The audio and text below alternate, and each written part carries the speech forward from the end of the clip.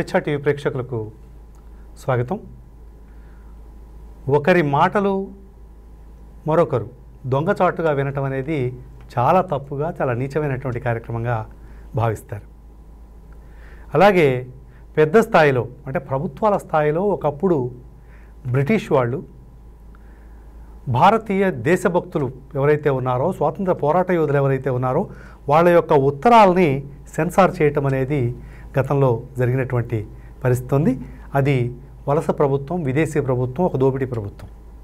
కానీ ఈవేళ మన తెలంగాణ సమాజంలో జరుగుతున్నటువంటి చర్చ ఏంటంటే టెలిఫోన్ టాపింగ్. ఈ టెలిఫోన్ని ట్యాప్ చేయటం ద్వారా అనేక మంది వ్యక్తుల యొక్క సంభాషణల్ని ప్రభుత్వం దొంగచాటుగా విన్నదని, అట్లాగే ఇది సరైనదా కాదా అనేది ఒక పెద్ద చర్చ నడుస్తూ ఉంది. మరి ఇది ఏ రకంగా సమంజసం? ఒక ఇద్దరు వ్యక్తుల సంభాషణలు వినటం అనేది, అది కూడా ప్రభుత్వం వినటం, అది కూడా స్వతంత్ర భారతదేశంలో అంటే భావ ప్రకటన స్వేచ్ఛ వచ్చిన తర్వాత ఇటువంటి ఫోన్ ట్యాపింగ్లు లేకపోతే రహస్యంగా సంభాషణలు వినటం అనేది చాలా నీచమైన కార్యక్రమంగానే కనపడతా ఉంది. కానీ ఇప్పుడున్నటువంటి తెలంగాణ ప్రభుత్వం గత ప్రభుత్వాన్ని నిందిస్తూ ఈ అంశాన్ని బయటికి తీసుకొచ్చింది. దీనికి సంబంధించినటువంటి పూర్వాపరాలు, ఫోన్ టాపింగ్కి సంబంధించినటువంటి పూర్వాపరాలు మనతో పాటు ఉన్నారు విఠల్ రవి గారు, ప్రముఖ రాజకీయ సామాజిక విశ్లేషకులు. వారిని అడిగి తెలుసుకుందాం. నమస్కారం సార్. నమస్తే అండి. సార్, ఏంటి ఈ ఫోన్ ట్యాపింగ్ వ్యవహారం? బాగా పెద్ద చర్చ నడుస్తూ ఉంది. ప్రభుత్వాలు అలకలు అవుతాయి, పాత ప్రభుత్వం కూడా స్పందిస్తూ ఉంది. ఏంటి దీని పరిస్థితి? ఈ ఫోన్ ట్యాపింగ్ విషయం అనేది మన తెలంగాణ రాష్ట్రంలోనే ఇప్పుడు సంచలనంగా మారింది. కానీ ఇంతకుముందు కూడా దీనికి సంబంధించి దేశంలో అనేక సంఘటనలు జరిగినాయి. ఓకే. అయితే ఇప్పుడు ఈ ఫోన్ ట్యాపింగ్ ముందుకు రావటానికి వెనక లోక్సభ ఎలక్షన్స్ కూడా ఒక కారణం. అయితే గతంలో ఈ ఎవరు చేశారు, ఈ ఫోన్ ట్యాపింగ్ యొక్క నేపథ్యం ఏంటి, దీని వెనక ఎవరున్నారనేది ఇప్పుడు వెలికి తీయాల్సిన అవసరం ఉంది. అయితే దీనికి సంబంధించి ఫోన్ ట్యాపింగ్ జరిగింది అని ప్రస్తుత కాంగ్రెస్ గవర్నమెంట్ వాళ్ళ హయాంలో అంటే టీఆర్ఎస్ పరిపాలన ఉన్న హయాంలో జరిగిందనే ఆరోపణలు చేయటమే కాదు, దానికి సంబంధించి ఎవరైతే ఫోన్ ట్యాపింగ్ పాల్పడ్డాడో ప్రణీత్ రావుని డైరెక్ట్ అరెస్ట్ చేశారు. ఓకే. సో అరెస్ట్ చేసి ఆయన మీద విచారణ జరుగుతుంది. ఒకవైపు కాంగ్రెస్ దాని మీద ఒక పెద్ద ఎత్తున వివాదంగా మార్చి దాని మీద ఒక చర్చగా చేయటం జరిగింది. అయితే దీంట్లో కేటీఆర్ పాత్ర మీద యాక్చువల్గా కేటీఆర్ పాత్ర మీద ఇప్పుడు అందరూ విమర్శల్లోకి వచ్చింది. ఆయన చెప్పిన వ్యాఖ్యలు సహజంగా గత ముఖ్యమంత్రి మీద ఇప్పుడు అధికారంలోకి వచ్చిన వాళ్ళు ఆరోపణలు చేయటం అనేది సహజంగా ఉంటుంది అనుకుంటారు. కానీ కేటీఆర్ స్వయంగా ఒప్పుకున్నాడు, ఒక్కరిద్దరు ఫోన్లను ట్యాపింగ్ చేస్తే ఏమవుద్ది అని.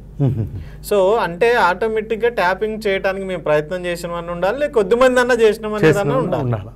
సో ఈ ట్యాపింగ్ చేయటం అనేది చట్టవిరుద్ధం అని తెలిసి కూడా ఒక ప్రభుత్వం ప్రతిపక్ష నాయకుల్ని, వ్యాపారస్తుల్ని, తర్వాత హైకోర్టు జడ్జిలతో సహా ఈవెన్ ఆ రాష్ట్ర ప్రభుత్వ డీజీపీని ఫోన్ కూడా ట్యాప్ చేసేంత పరిస్థితికి వచ్చిందంటే ఇంకా ప్రజాస్వామ్యం ఎక్కడుంది ఈ దేశంలో? న్యాయమూర్తులు, డీజీపీలు అంటే అసలు ఏమైనా అర్థం ఉందా? అంటే ఒక వ్యక్తి సంబంధించిన వ్యక్తిగత స్వేచ్ఛని అరించి వేసే రకంగా మొత్తం ఈ రాష్ట్రాన్ని తమ కంట్రోల్లోకి తెచ్చుకోవడం ద్వారా ఈ ఎన్నికల్ని శాసించాలని చూడటం అనేది రాజకీయం. ఓకే. సో రాజకీయం కోసం ఒక ఇంత దిగజారిపోయి వ్యక్తిగత స్వేచ్ఛల్ని హరించే రకంగా టెక్నాలజీని వాడటం అనేది మనం సహించకూడని అంశం. అది ఎవరైనా చేయొచ్చు.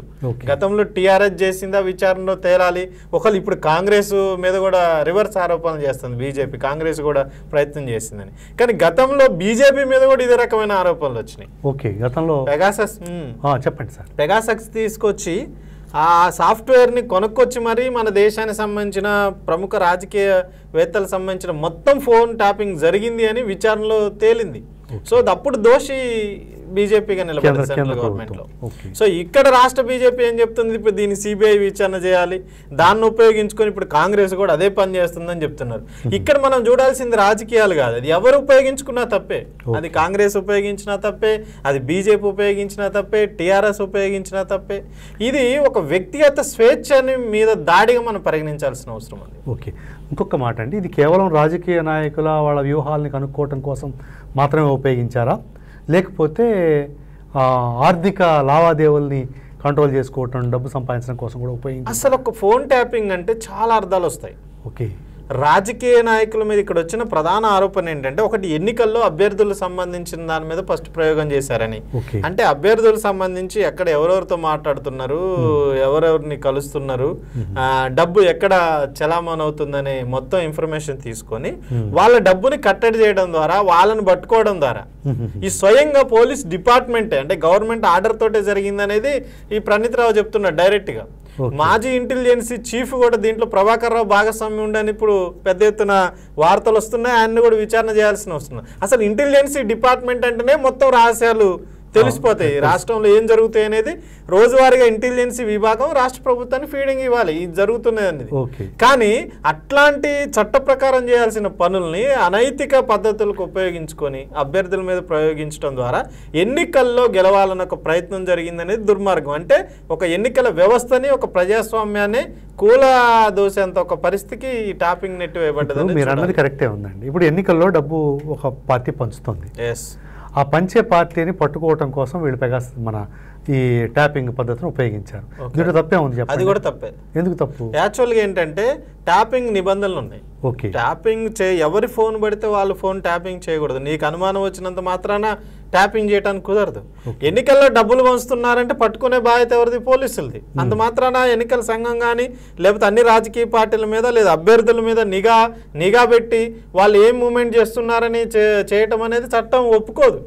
చట్టం ట్యాపింగ్ ఎక్కడ అనుకూలిస్తుంది అంటే సంఘ విద్రోహ శక్తులకు సంబంధించి ఉగ్రవాద చర్యలు జరిగే సందర్భంలో ఈ దేశానికి భద్రతకి, ప్రధాన దేశ భద్రతకి సంబంధించిన ముప్పు వస్తుంది అన్నప్పుడు అప్పుడు కొద్దిమంది సెలెక్టెడ్ దాంట్లో పర్మిషన్స్ తీసుకోవాలి. కోర్టు ద్వారా కూడా పర్మిషన్స్ తీసుకోవాల్సిన అవసరం వస్తుంది. ఆ రకంగా కొద్దిమంది ఎంపిక చేసిన వాళ్ళ మీద ఈ నిఘా పెట్టే పరిస్థితి ప్రభుత్వాలకు ఉంటుంది. ప్రభుత్వాలు మీన్స్ అంటే రాజకీయాలకు కూడా కాదు, అధికార వ్యవస్థకు ఉంటుంది. కానీ అట్లా కాకుండా నేను ఎవరి మీద పడితే వాళ్ళ మీద ట్యాపింగ్ చేస్తా అంటే అది ఒప్పుకోవాల్సిన అవసరం లేదు. అది రాజ్యాంగమే ఒప్పుకోదు. ఓకే. సో ఇంతకుముందు ఒక చర్చ కూడా వచ్చింది. అదేంటంటే ప్రతిపక్షాలు డబ్బులు పంపుతున్న విషయాలు మాత్రమే తెలిసినాయి, అలాగే అధికార పక్షం డబ్బులు పంచేదానికి మాత్రం పూర్తిగా పోలీసు వాహనాలను కూడా ఉపయోగించుకొని ఆ పని చేసిందని చెప్పే మాట. అందుకనే ఒక్క బీఆర్ఎస్ నాయకుడు డబ్బులు కూడా పట్టుబడలేదు, మొత్తం కాంగ్రెస్ వాళ్ళయో ఇతర పక్షాల వాళ్ళయో పట్టుబడ్డాయి అనేది ఒకటి వచ్చింది. సో అది అట్లా ఉంచుదామండి. తర్వాత ఇంకొకటి ఏంటంటే ఇప్పుడు ఈ ఫోన్ ట్యాపింగ్ వ్యవహారం బయటకు వచ్చింది, చర్చగా నడుస్తుంది తప్ప కేసులు ఎవరి మీదన్నా పెట్టారా? ఇప్పుడు పెట్టాలి కేసులు. వాస్తవంగా ఏంటంటే ప్రణీత్ రావుని సస్పెండ్ చేశారు, ఆయన్ని విచారణ జరుగుతుంది, ఆయన మీద కేసు నమోదైంది. ఆయన ఇంట్రాగేషన్ లో కొన్ని పేర్లు చెప్పాడు. ఈ ఎవరైతే ఇంటెలిజెన్సీ చీఫ్ గా పనిచేసిన ప్రభాకర్ రావే దీని మొత్తాన్ని నాకు డైరెక్షన్ ఇస్తేనే నేను నడిపానన్నాడు. ప్రభాకర్ రావు వెనక ఒక మినిస్టర్ ఉండు అనే చర్చ వస్తుంది. ఆ మినిస్టర్ వెనక పరిపాలించిన ముఖ్యమంత్రి ఆదేశాల ప్రకారమే జరిగిందని చర్చ వస్తుంది. ఇవన్నీ చర్చలే. వీటన్నిటి మీద ఇన్వెస్టిగేషన్ జరిగిన తర్వాత దీని మీద ముందుకు పోవాల్సిన అవసరం రాష్ట్ర ప్రభుత్వానికి ఉంది. కాకపోతే ఇప్పుడు కాంగ్రెస్ ప్రభుత్వం ఏం చేస్తుందంటే దీన్ని ఫస్ట్ ప్రజల్లో చర్చ చేయడం ద్వారా ఎన్నికలు ఉంటుంది. ఒకవేళ నిజంగానే దీని వెనక ఒక వ్యక్తి ఉండడం తేలితే ఆయన అరెస్ట్ చేస్తే ఇక్కడ సానుభూతి వస్తుంది అనేది కూడా ఒక విషయంగా ముందుకు వస్తుంది. ప్రభాకర్ రావు ఒక మాట అన్నాడు, మాకు ప్రభుత్వం చెప్పింది కాబట్టి మేము చేసాం, మీరు వచ్చిన ప్రభుత్వం మీరేం చెప్తే మేము అది చేయాలా, మేము ఉద్యోగస్తులమే కదా, కాబట్టి ఆ ప్రభుత్వం చెప్పిందనే మాట స్పష్టంగా చెప్పాడు అతను. అవును, చెప్పినప్పుడు ఆ ప్రభుత్వం మీద ఇప్పుడు ఉన్న ప్రభుత్వం కేసు పెట్టాలి కదా? చేయాల్సిన అవసరం ఉంది, పెట్టాలి. ఇప్పుడు కేటీఆర్ మీద కూడా కేసు అవుతుంది అనేది ఉంది. కేటీఆర్ ఇంతకుముందు చేసిన వ్యాఖ్యల మీద కేసు అవుతుంది. దాని వెనక హరీష్ రావు ఉన్నాడనే కొన్ని పేర్లు వస్తున్నాయి. హరీష్ రావు ఈ ప్రభాకర్ రావుకి డైరెక్షన్ ఇచ్చింది హరీష్ రావు అనే వ్యక్తి ఉన్నాడని ఆయన చెప్తున్నాడు. అందులో వాస్తవం ఏంటి అవాస్తవాలు ఏంటి అనేది విచారణలో మనకి తేలిది. అయితే ఇక్కడ ఈ ప్రభాకర్ రావు అన్న వర్డ్స్ కూడా కరెక్ట్ కాదు. ప్రభుత్వం చెప్పింది నేను చేశాను అంటే ఉద్యోగులకి కొన్ని రాజ్యాంగపరమైన రక్షణలు ఉంటాయి, రాజ్యాంగపరమైన విధులు ఉంటాయి. రాజకీయ పార్టీ వాళ్ళ అధికారంలోకి వస్తుంది, రేపు ఇంకొక పార్టీ అధికారంలో మారుద్ది.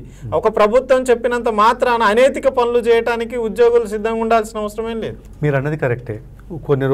కొంతకాలం క్రితం ఎమ్మెల్యేలని కానీ మంత్రులు కానీ కలెక్టర్లు దాదాపుగా లెక్క చేసిన పరిస్థితులు, అంటే వాళ్ళు తప్పు చెప్తే మాత్రం దాన్ని ఒప్పుకునే వాళ్ళు కాదు. కానీ ఇవాళ ఈడీ, సిబిఐ లాంటి స్వతంత్ర రాజ్యాంగ సంస్థలే ప్రభుత్వం ఎట చెప్తే అట్లా వేటకొక్కలాగా బయలుదేరుతా ఉన్నట్టు పరిస్థితుంది. ఇప్పుడు ఇటువంటి పరిస్థితుల్లో సామాన్య ఉద్యోగి గురించి ఏం ఆలోచించాల్సి వస్తుంది? ఒత్తిడికి గురవుతారు, చాలా తీవ్రమైన ఒత్తిడికి గురవుతారు. కానీ ఎంత ఒత్తిడికి గురైనా ఒక మన తెలంగాణ రాష్ట్రం యునైటెడ్ ఏపీలో కూడా చాలా సందర్భాలు ఉన్నాయి. గత ముఖ్యమంత్రి వైఎస్ఆర్ హయాంలో శ్రీలక్ష్మి అనేటామా మైనింగ్ కేసులో ఇన్వాల్వ్ అయ్యి జైలుకు పోయి తమ జీవితం ఒక ఐఏఎస్ కలెక్టర్ పోయి జీవితాన్ని కోల్పోయిన పరిస్థితి కూడా ఉంది తర్వాత. అయితే ఇట్లాంటి సంఘటనలు జరుగుతాయి. రాజకీయపరమైన ఒత్తిళ్ళు అనేవి అధికారుల మీద ఉంటాయి. కానీ రాజకీయపరమైన ఒత్తిళ్ళు ఉన్నప్పుడు ఇప్పుడు అప్రూవల్గా మారాల్సిన అవసరం ఉంది కదా.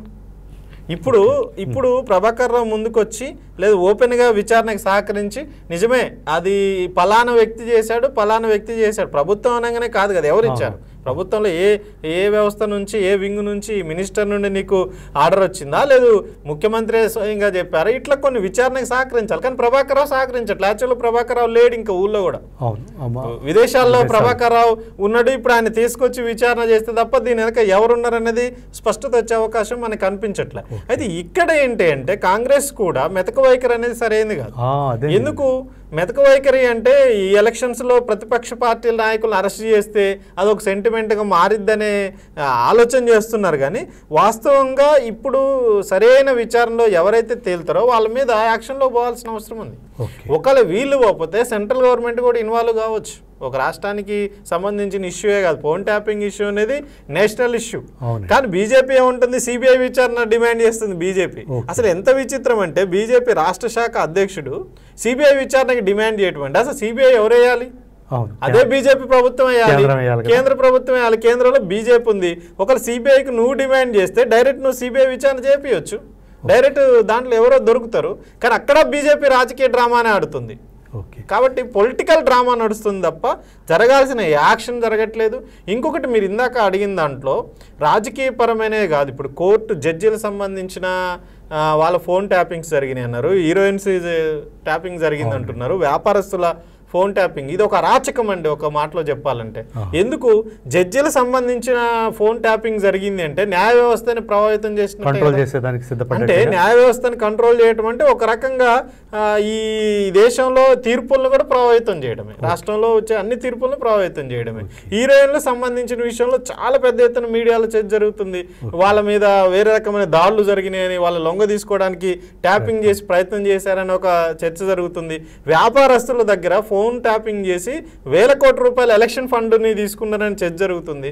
మొత్తంగా దీని బాధితులు ఎవరైతే ఉన్నారో వీళ్ళందరికీ ఈ ఫోన్ ట్యాపింగ్ అనేది వ్యక్తిగత స్వేచ్ఛ మీద దాడే. అదే కాదు, ఈ రాష్ట్రాన్ని మొత్తం ధ్వంసం అయిపోవటమే ఒక రకంగా. అంటే తమ ఆధిపత్యంలోకి తెచ్చుకోవడానికి ఆ పని ఎవరు చేసినా తప్పే, దాన్ని మనం సహించాల్సిన అవసరం లేదు. కాబట్టి ఫోన్ ట్యాపింగ్ మీద సమగ్రమైన విచారణ జరిపి అందరికీ శిక్ష పడే రకంగా ప్రభుత్వాలు కృషి చేయాల్సిన అవసరం ఉంది, అది ఏ ప్రభుత్వమైనా కావచ్చు. ఓకే, ఇప్పుడు మనకు అర్థమయ్యేది ఏంటంటే ఎలక్టోరల్ బాండ్స్ ఏమో కేంద్ర ప్రభుత్వం ఫండ్స్ సంపాదించుకోవడానికి ఉపయోగపడ్డాయని, అవును, ఇక్కడ బీఆర్ఎస్ ప్రభుత్వానికి ఫండ్స్ రావడానికి ఈ ఫోన్ ట్యాపింగ్లు కూడా ఒక కారణం అనేది చాలా స్పష్టంగా అర్థమవుతుంది. దీనికి జరగబోయే కార్యక్రమంలో ఇప్పుడున్నటువంటి ప్రభుత్వం ఏం చర్యలు తీసుకుంటుందో చూద్దాం సార్. నమస్తే. Thank you very much.